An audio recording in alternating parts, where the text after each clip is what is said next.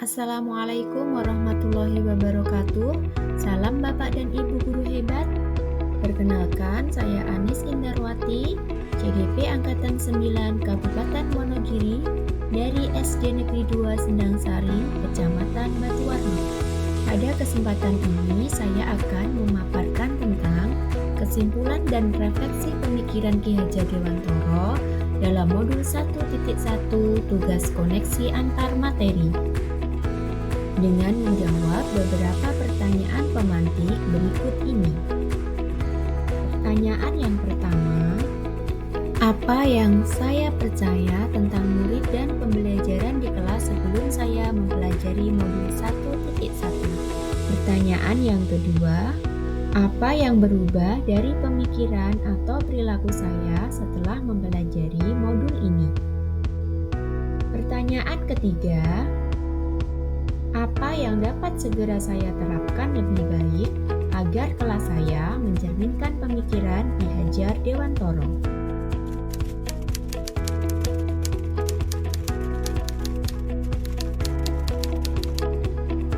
Pada awalnya, saya mengacu pada pendidikan yang berpusat pada guru atau teacher center, di mana guru menguasai proses pembelajaran secara penuh. Murid hanya sebagai objek pendidikan yang menerima transfer ilmu tanpa mendapat kesempatan yang luas untuk terlibat aktif dalam pembelajaran. Guru biasanya banyak menggunakan metode ceramah untuk menyampaikan materi ajar. Pembelajaran hanya sebatas transfer materi tanpa memperhatikan kondisi siswa secara utuh.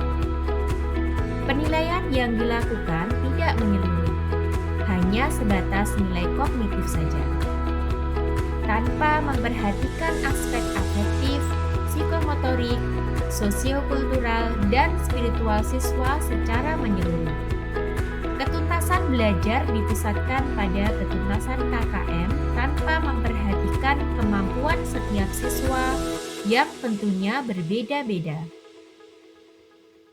Murid diibaratkan kertas putih tanpa memiliki kodrat atau bakat yang dibawa, sehingga kemampuan murid dianggap sebatas hasil dari apa yang dia dapat dalam pembelajaran.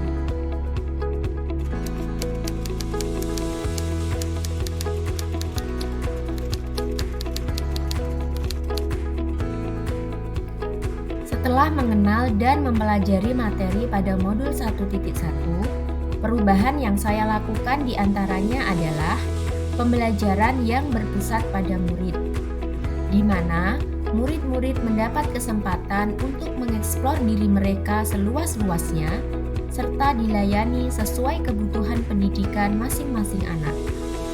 Murid ditempatkan sebagai subjek pendidikan yang aktif selama proses pembelajaran. Guru hanyalah fasilitator yang bertugas menuntun, membimbing, dan mengarahkan agar murid-murid tetap berada di jalur yang benar.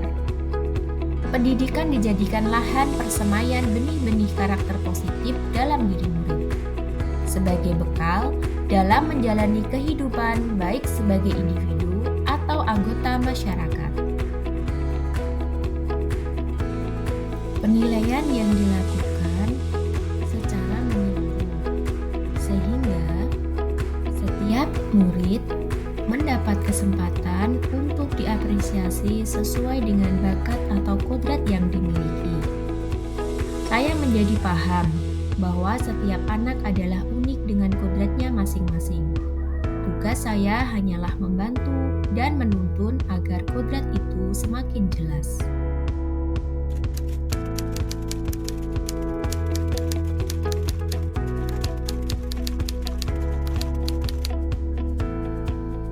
Yang dapat segera saya lakukan dalam pembelajaran agar kelas saya mencerminkan pemikiran Ki Hajar Dewantoro adalah dengan melibatkan murid-murid saya secara aktif, mulai dari membuat kesepakatan kelas bersama, kemudian melakukan asesmen diagnostik agar mengetahui kebutuhan belajar setiap masing-masing murid dan mendesain pembelajaran yang menyenangkan melalui penggunaan media ajar interaktif dan menarik.